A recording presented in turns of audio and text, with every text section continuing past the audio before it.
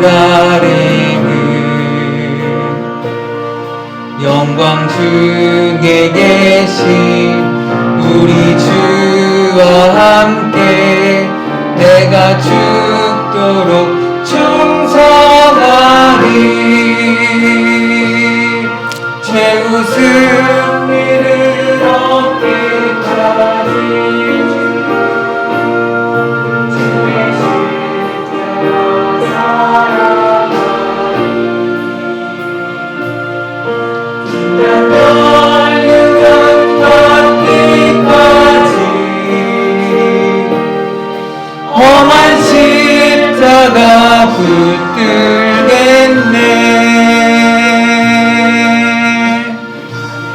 아멘. 감사합니다. 하나님께서 우리를 사랑하셔서 이 험한 세상 중에서도 함께 예배하게 하시고 또 예배하는 기쁨을 누리게 하신 것을 감사하셨으면 좋겠습니다. 함께 저를 따라서 고백해 주시기 바랍니다. 성령 따라 아름답게. 한 번 더 성령 따라 아름답게.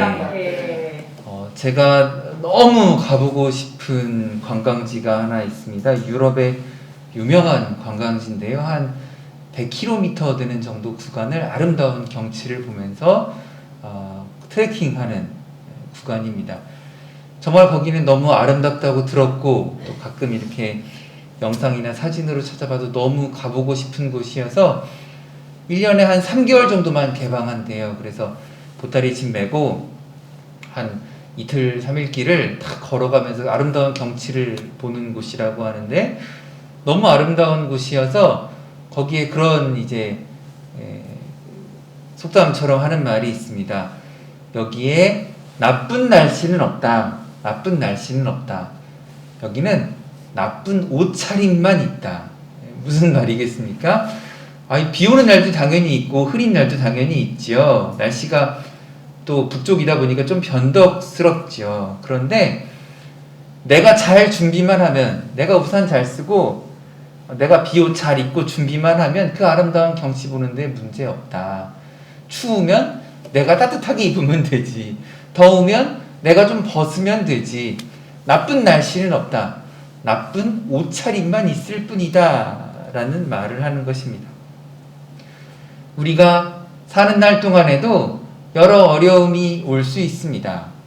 나의 삶에, 개인의 삶에, 우리의 가정에, 혹은 오늘처럼 교회에 여러 가지 갑작스러운 어려운 일들이 올 수 있습니다. 하지만 그것은 나쁜 삶이 아닙니다. 나쁜 인생이 아닙니다. 나쁜 가족이 아닙니다. 나쁜 교회가 아닙니다.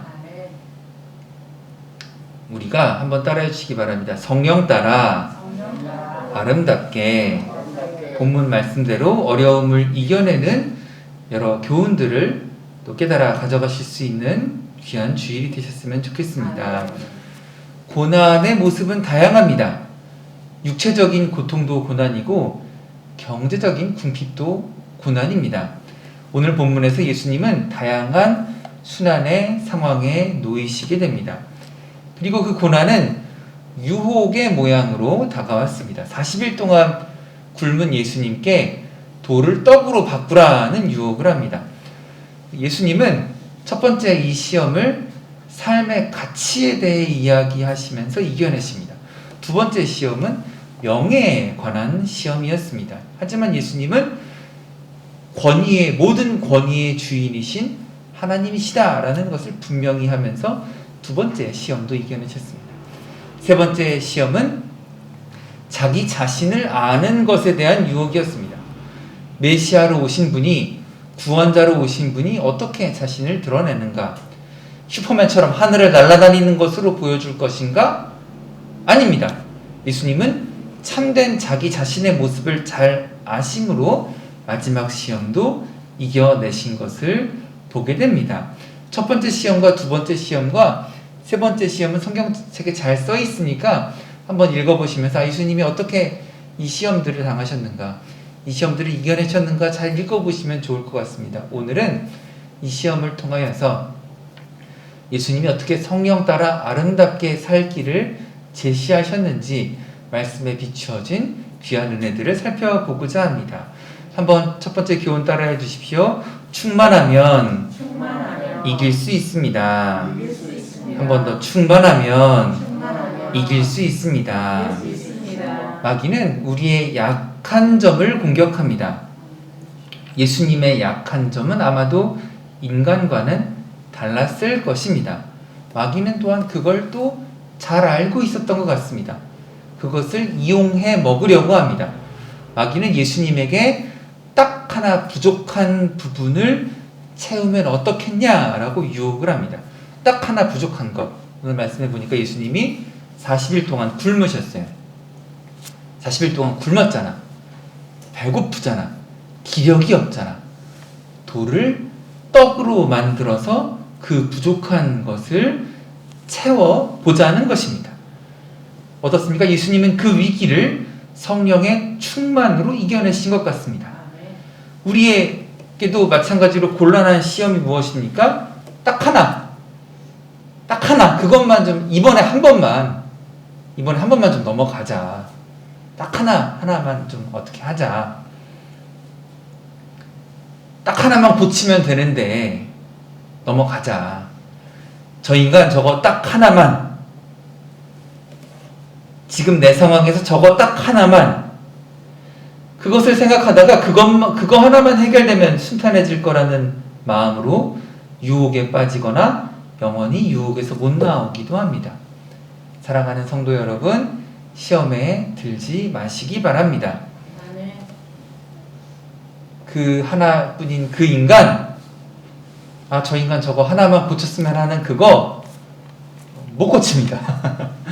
내 속을 긁고 있는 사람, 그 사람의 그 딱 한 문제, 그거 사실은 잘 안 바뀝니다. 그거 딱 하나, 그거 못 고치는 거, 지금 내 삶에서도 그 문제 딱 하나, 그거 하나 있는 거 당장은 잘 안 바뀝니다. 이것만 바뀌면 내가 뭐 신앙생활 잘할게요. 이것만 바뀌면 내가 기도 열심히 할게요. 아니요.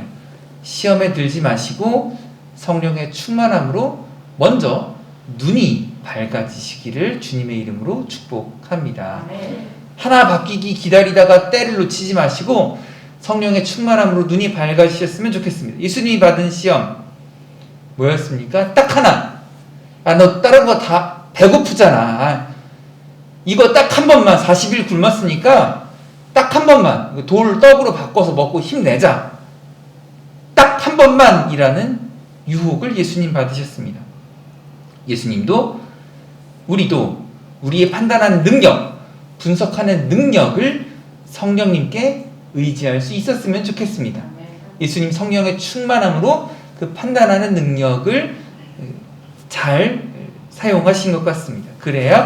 그래서 오롯이 시험을 이기셨고 우리 또한 그렇게 시험을 이겨나갈 수 있게 될 것입니다.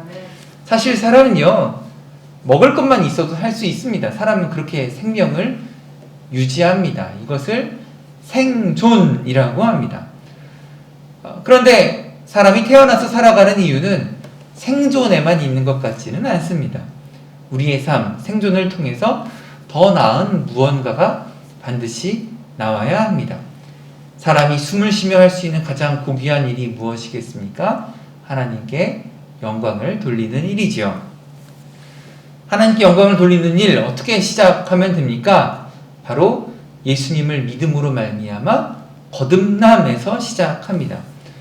예수님은 요한복음에서 생명의 떡이라고 자신을 소개합니다. 오늘 누가복음 4장 말씀 이렇게 손가락 하나 끼시고 요한복음 6장으로 잠깐만 넘어가겠습니다. 조금만 뒤로 가시면 요한복음, 많이 가시면 안 되고 요한복음 6장이 나옵니다. 요한복음 6장 48절부터 58절까지 말씀입니다. 요한복음 6장 48절에서 58절까지의 말씀입니다. 저와 여러분이 다 같이 한 목소리로 천천히 요한복음 6장 48절부터 같이 읽어보겠습니다. 내가 곧 생명의 떡이니라. 너희 조상들은 광야에서 만나를 먹었어도 죽었거니와 이는 하늘에서 내려온 떡이니 사람으로 하여금 먹고 죽지 아니하게 하는 것이니라.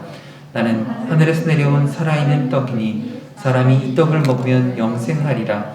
내가 줄 떡은 곧 세상의 생명을 위한 내 살이니라 하시니라. 그러므로 유대인들이 서로 다투어 이르되 이 사람이 어찌 능히 자기 살을 우리에게 주어 먹게 하겠느냐. 예수께서 이르시되 내가 진실로 진실로 너희에게 이르노니 인자의 살을 먹지 아니하고 인자의 피를 마시지 아니하면 생명이 없느니라. 내 살을 먹고 내 피를 마시는 자는 영생을 가졌고 마지막 날에 내가 그를 다시 살리리니 내 살은 참된 양식이요 내 피는 참된 음료로다. 내 살을 먹고 내 피를 마시는 자는 내 안에 거하고 나도 그 안에 거하나니 살아계신 아버지께서 나를 보내심에 내가 아버지로 말미암아 사는 것 같이 나를 먹는 그 사람도 나로 말미암아 살리라. 이것은 하늘에서 내려온 떡이니 조상들이 먹고도 죽은 그것과 같지 아니하여 이 떡을 먹는 자는 영원히 살리라. 아멘. 방금 읽은 요한복음 말씀을 통하여서 참된 생명으로 충만하여야겠다. 예수님의 살과 피로 충만하여야겠다. 이 요한복음 6장이 어디서 나온 말씀입니까? 굉장히 재미있게도 오늘 누가복음 4장에서는 이 돌을 떡으로 좀 바꿔봐라 하는데 예수님 안 하셨어요. 근데 요한복음 6장에 가면 어떻게 합니까? 많은 사람들이 굶주려 있을 때 그 사람들을 위하여서 들판에서 오병이어의 기적, 떡을 만들어내시는 기적을 베푸신 예수님이라는 것입니다. 그 생명의 은혜를 생각하시면서 참된 생명의 은혜, 참된 생명의 감동을 가져가시는 저와 여러분 되셨으면 좋겠습니다. 한번 따라 충만하면 이길 수 있습니다. 말씀의 두 번째 교훈입니다. 가슴에 손을 얹어주시기 바랍니다. 따라해 주십시오. 성령님은 나를 알게 하십니다. 한 번 더, 성령님은 나를 알게 하십니다. 예수님 오늘 본문 말씀 누가복음 4장 말씀에 광야로 가시기 전에 무엇을 했는지 아십니까? 바로 요한에게 세례를 받으셨어요. 세례를 받고 광야로 가셨어요. 그러니까 세례를 받고 하늘에서 비둘기 같은 성령이 내려오면서 이내 사랑하는 아들이요 기뻐하는 자니라, 엄청난 감동과 은혜가 있었는데 그걸 가지고 예루살렘으로 가서 로마로 가서 막 전도를 하신 게 아니라 어떻게 했다고요? 발걸음을 광야로 옮기셨어요. 이것은 예수님의 사역이 권력을 쟁취하는, 권력과 싸우는 일이 아니라는 것을 알 수 있는 부분입니다. 예수님은 어떤 세력을 만들기 위해 일하신 분이 아니었다는 겁니다. 하나님의 아들이셨기 때문에 본질적인 문제, 영적인 문제를 반드시 해결하셔야 했습니다. 영적인 것의 본질은 우선 자신을 아는 것입니다. 내가 얼마나 빈궁한지, 내 삶이 얼마나 곤고한 삶인지, 내 속이 얼마나 허황된 것인지 알 때 영적인 성장을 이룰 수 있습니다. 중요한 고백입니다. 영적인 성장, 영적인 이 본질은 우선 내 삶이 얼마나 곤궁하고 내가 얼마나 내 삶에 내가 스스로 생명수를 만들어낼 수 없는 삶이라는 것을 인정하는 데에서 영적인 성장의 발판이 이루어질 수 있습니다. 광야는 그래서 이렇게 영적인 성장을 하는데 적합한 곳이었던 것 같습니다. 혼자 있어서 고독합니다. 나 스스로는 온전히 나를 알 수 있으면서 또한 광야의 그 황량함 속에 묻힐 때 나의 욕심과 나의 본심을 오롯이 마주할 수 있는 곳인 것 같습니다. 이때 성령님이 안 계시다면 그냥 내 욕망과 내 욕심을 확인하고 끝나요. 그런데 그게 아니라 오늘 본 말씀 누가복음 4장 3절에 보니까 내가 만일 하나님의 아들이거든. 예수님은 광야에 계시면서 내가 하나님의 아들이라는 것을 충만하게 알으셨던 것 같아요. 자, 예수님은 하나님의 아들입니다. 그런데 누가복음 4장 3절에 보니까 내가 만약 하나님의 아들이라면 증명해 보라는 것입니다. 아니에요. 예수님은 분명히 알고 계셨어요. 이 돌을 떡으로 변화시키는 요술을 부려야 내가 하나님의 아들이 되는 게 아니라 이 돌을 떡으로 변화시키는 요술을 내가 보여줌으로써 거봐! 나 하나님의 아들 맞지? 이렇게 증명하는 것이 아니라 한번 따라해 주십시오. 나는 원래 하나님의 자녀입니다. 돌을 떡으로 부리는 요술을 할 줄 아십니까? 못하세요?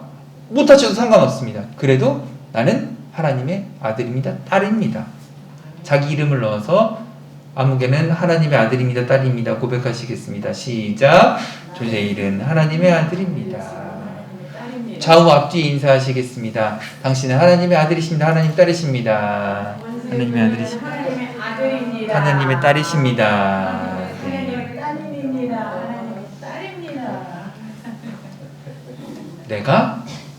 내가 하나님의 아들이다. 내가 하나님의 딸이다. 라는 그것이 그 선명한 기준이 나의 영적인 성장의 영적인 부요함의 출발점이라는 것입니다. 도자기를 만드는 사람들을 이렇게 가끔 방송에서 보게 되지요. 도자기를 만들다가 어떻게 합니까? 남이 보기에 예쁘고 괜찮다고 해도 그 사람의 눈에 티가 보이면 쨍그랑 도자기를 깨트립니다. 왜냐하면 도자기를 만드는 사람은 그 머릿속에 그 생각하는 아름다움의 원형이 있습니다. 여기 곡선은 이래야 되고 여기는 직선으로 쭉 뻗어야 반듯해야 한다는 것을 잘 알고 있습니다. 성령님으로 말미암아 나를 더 잘 알고 내 욕심에 끌려다니는 삶이 아니라 주님께서 원하시는 참되고 아름다운 나 자신을 가꿀 수 있음을 기대하시기를 주님의 이름으로 축복합니다. 세 번째 말씀에 교훈이 있는데 한번 따라해 주십시오. 시험은 멈추지 않습니다. 한 번 더, 시험은 멈추지 않습니다. 시험은 멈추지 않아요. 또 오늘 본문 말씀에 예수님은 성령님과 동행하셨고 성령으로 충만하셨어요. 자, 말씀 보십시오. 누가복음 4장에 이렇게 시작합니다. 예수님이 세례를 받으신 다음에 성령의 충만함을 입어 요단강에서 돌아오사 광야에 40일 동안 성령에게 이끌림 받았어요. 두 번이나 나와요. 성령의 충만함을 받으셨다. 성령의 이끌림을 받았다. 자, 그래서 어떻게 됐습니까? 시험을 안 받았습니까? 아니에요. 누가복음 4장 1절에 성령의 충만함을 받으셨다. 성령의 이끌림을 받았다. 그런데 시험을 안 받았다? 아니에요. 시험을 받았어요. 예수님은 성령과 동행하고 성령으로 충만해도 시험을 받았습니다. 여러분, 예수님은 죄가 없으신 분이에요. 그런데도 죄 없으신 분인데도 시험을 받습니다. 쉬운 말로 예수님은 마귀에게 시험받을 짬밥이 아니에요. 예수님은 태초부터 계셨던 말씀이셨던 분인데 시험받을 짬밥이 아니에요. 근데 그 어떤 유혹을 한다고 해도 예수님 마귀의 계략에 빠질 리도 없지요. 그러나 그럼에도 불구하고 마귀는 예수님을 상대로 시험을 합니다. 왜 그렇습니까? 마귀는 그것을 멈출 수가 없기 때문입니다. 그게 그가 하는 일입니다. 마귀는 시험을 하는 게 그의 일이에요. 마귀는 끊임없이 허황된 유혹을 합니다. 우리가 성령으로 충만해 있어도 마귀는 끊임없이 우리를 유혹하려고 시험하려고 합니다. 6절에 보니까 세상 모든 권세가 자기에게 있대요. 그럴 수 있어요. 이 세상 권세 잠깐 그에게 있을 수 있어요. 하지만 궁극적으로는 하나님이 이 세상의 주인이십니다. 그래서 하나님을 신뢰하면 됩니다. 마귀는 당연히 우리에게도 유혹과 시험으로 부딪혀 옵니다. 죄 없으신 하나님의 아들이신 예수님도 시험했는데 당연히 우리도 유혹과 시험으로 부딪혀 옵니다. 그래서 부디 제발 부탁드리건대 어려움을 겪는 사람에게, 고난을 겪는 사람에게 네가 잘못해서 그래, 네가 기도 안 해서 그래 라는 말씀 제발 하지 않으셨으면 좋겠습니다. 우리의 삶이 원래 계속 유혹당하고 시험당하는 삶입니다. 그가 하나님의 방법을 찾도록 좀 도와주셨으면 좋겠습니다.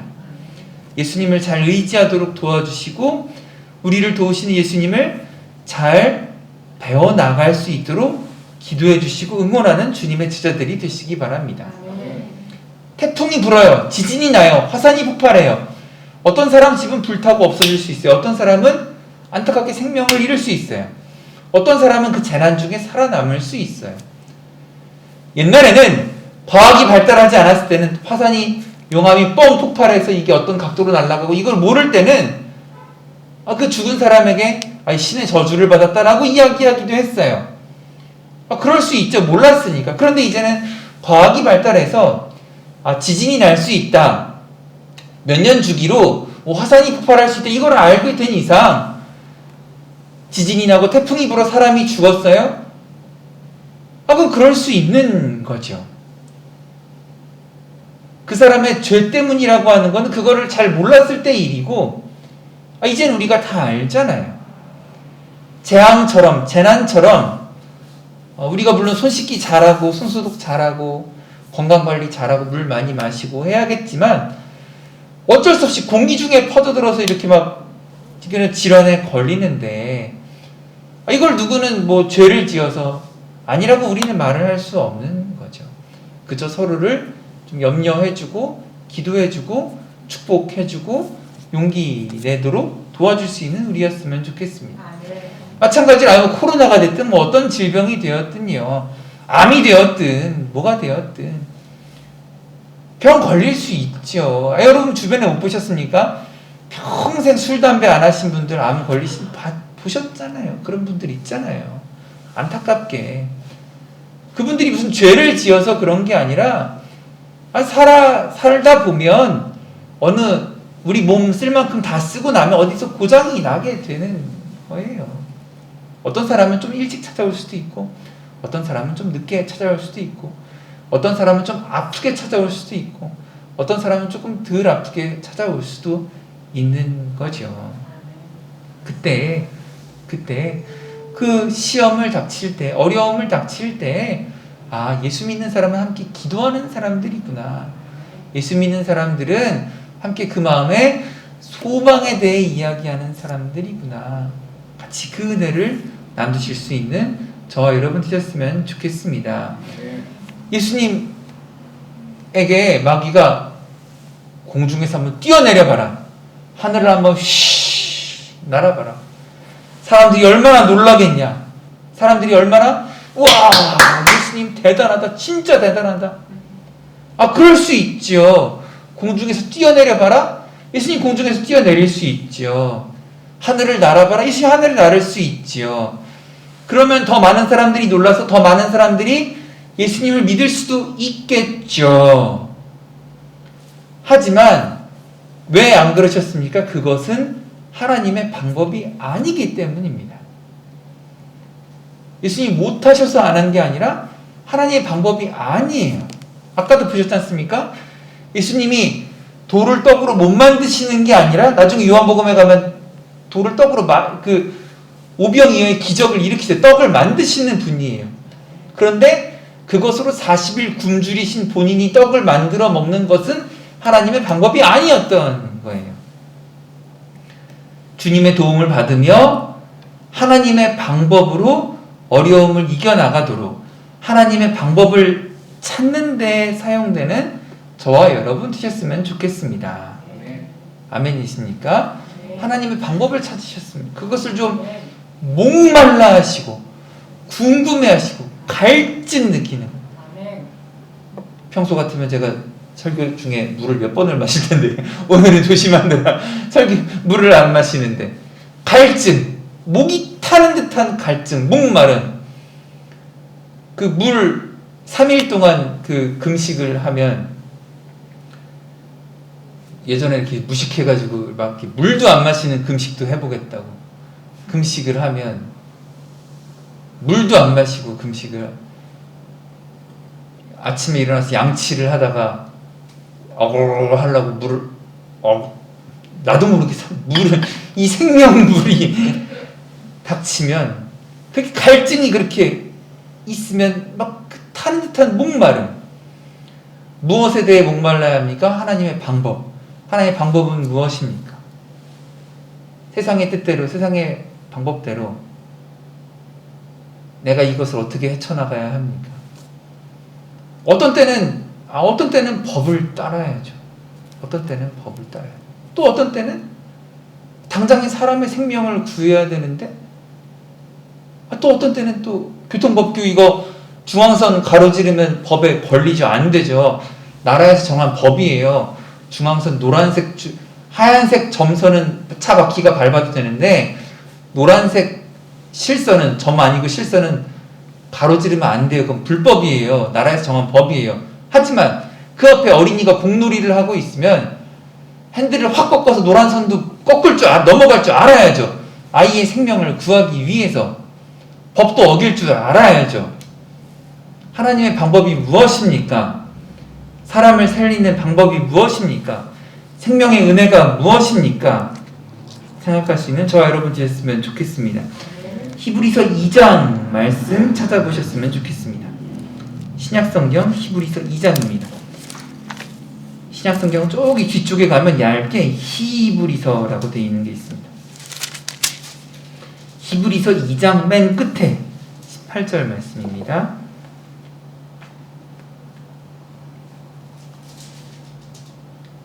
히브리서 2장 맨 마지막 18절. 히브리서 2장은 이렇게 끝납니다. 한번 저와 여러분 같이 읽겠습니다. 그가 시험을 받아 고난을 당하셨은즉 시험 받는 자들을 능히 도우실 수 있느니라. 예수님은 먼저 예수님은 시험을 받으셨어요.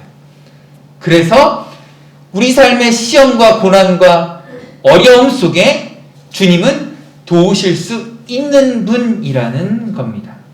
자, 2장은 이렇게 끝났습니다. 시험받아 고난을 당하셨은즉 시험받는 자들을 능히 도우실 수 있느니라. 3장 그 바로 이어지는 3장 1절은 이렇게 그러므로 하면서 3장 1절 이렇게 시작합니다. 여러분들이 한번 히브리서 3장 1절 큰 소리로 읽어주십시오. 그러므로 함께 하늘의 부르심을 받은 거룩한 형제들 우리가 믿는 도리의 사도이시며 대제사장이신 예수를 깊이 생각하라. 그런즉 그가 고난을 당하셨으니 우리를 능히 도우실 수 있는 분이니까 어떻게 해야 됩니까? 우리는 예수를 깊이 생각해 보아야 합니다. 주님의 방법이 무엇인지 깊이 생각해 보아야 합니다. 아멘이십니까? 주님께서 주님이 원하시는 방법은 무엇인지, 내가 여기서 하늘을 휙휙 날아다니며 예수 믿으세요 할렐루야라고 해야 되는 것인지, 이 돌을 떡으로 바꾸는 것이 하나님의 방법인지, 우리 겸손하게 예수를 깊이 생각함으로 성령님 따라 아름답게 살아가는 저와 여러분 되셨으면 좋겠습니다. 말씀을 마치겠습니다. 충만하면 또 나를 알면 예수를 깊이 생각하면 그러면 이 고난 많고 어려운 세상 속에서도 성령 따라 아름답게 살아갈 수 있을 것입니다. 충만하여야 합니다. 나를 잘 알아야 합니다. 난 하나님의 아들, 딸임을 잘 알아야 합니다. 그리고 멈추지 않는 이 시험 속에서 부디 예수님의 방법은 무엇인지 깊이 고민하고 묵상하고 기도하는 중에, 또 이렇게 교회에도 어려움이 닥쳤을 때, 이거 사실 누구를 손가락질 하겠습니까? 누가 손가락질 당한 일도 아니고, 여기서 우리 다 같이 손 깨끗하게 잘 씻고 건강하게 서로를 잘 격려하고 서로를 위해 기도하고 건강히 잘 지나갑시다 하면서 이 시기도 잘 이겨나가는 저와 여러분 되셨으면 좋겠습니다. 말씀을 생각하며 잠시 주여 한번 부르시고 기도하실 텐데 성령의 충만함을 사모하시겠습니다. 내가 누구인지 잘 아는 삶을 사모하시겠습니다.